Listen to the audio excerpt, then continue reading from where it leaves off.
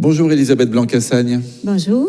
Vous organisez chaque année à Port-Vendre un colloque sur l'environnement, le climat, la Méditerranée avec votre association, Colloque Mare Nostrum Association. Mais cette année, on va le voir, il y a en même temps l'inauguration du chantier du projet Batterie 500 dans lequel nous nous trouvons, qui domine Port-Vendre. D'abord, ce colloque, il a démarré ce mercredi. Il va durer jusqu'à samedi 15 juin. Quelle est sa thématique? Quels sont les moments forts cette année? Sa thématique, c'est le changement climatique en Méditerranée, qui est une thématique très très importante. Et en particulier cette année, nous parlerons des impacts globaux et on ira vers les enjeux locaux. Donc c'est très large et très varié comme sujet, mais c'était nécessaire pour avoir une bonne compréhension de l'ensemble des phénomènes.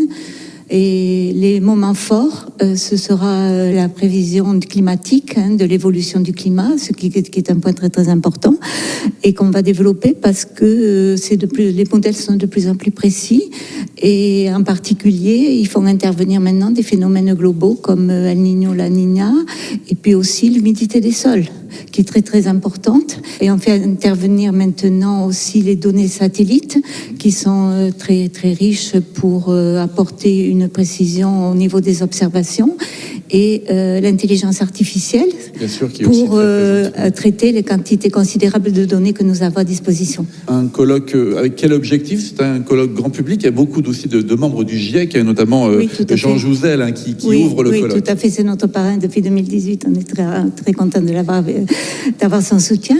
Et les objectifs, c'est d'ouvrir la science au public et de lutter contre la désinformation, évidemment. On a choisi de faire venir les conférenciers les meilleurs dans ces thématiques-là pour pouvoir répondre directement au public.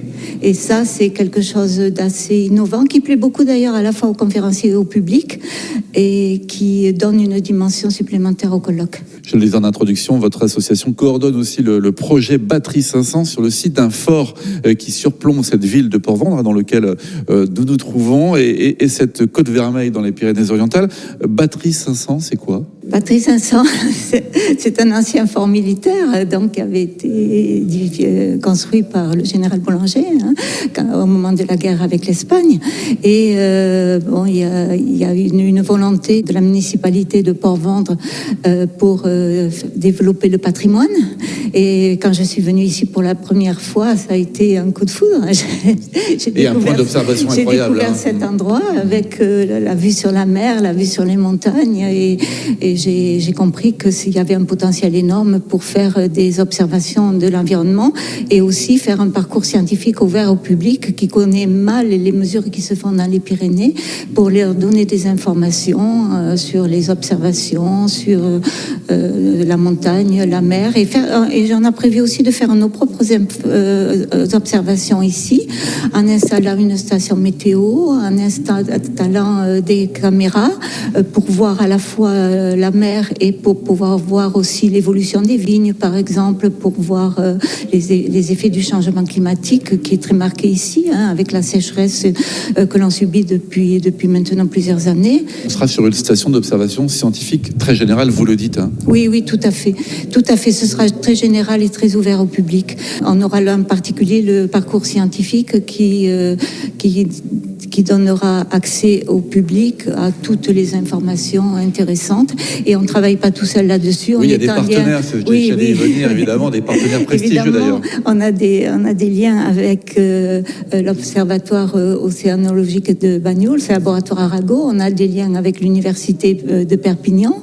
On a aussi des liens avec Toulouse et Montpellier et avec le CEA en région parisienne, avec le CNRS. Pour un laboratoire de détection de géophysique, en quelques mots, de quoi s'agit-il avec le CEA? Le CEA, j'ai travaillé pendant plus de 40 ans donc au CEA, dans un laboratoire où on faisait des observations de l'environnement pour la surveillance de la non-prolifération nucléaire. Mais ces instruments de mesure et ces stations d'observation observent également toutes les perturbations de l'atmosphère et sont d'une richesse considérable.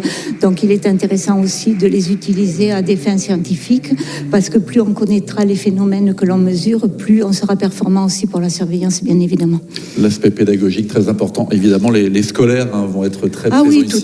tout à fait. Nous sommes en liaison déjà avec le lycée de Céré, qui a prévu de nous envoyer déjà au mois de octobre-novembre un bus avec avec les lycéens qui viendront découvrir ce site, et on leur expliquera la science de l'environnement, et ils sont déjà très passionnés par ce sujet.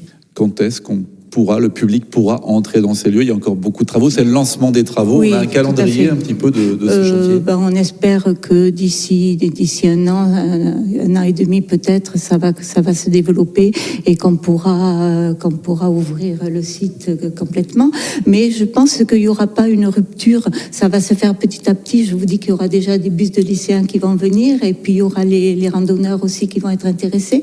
Donc ça se fera, je pense, plus ou moins progressivement aussi. Merci beaucoup, Elisabeth Blancassagne. Merci à vous.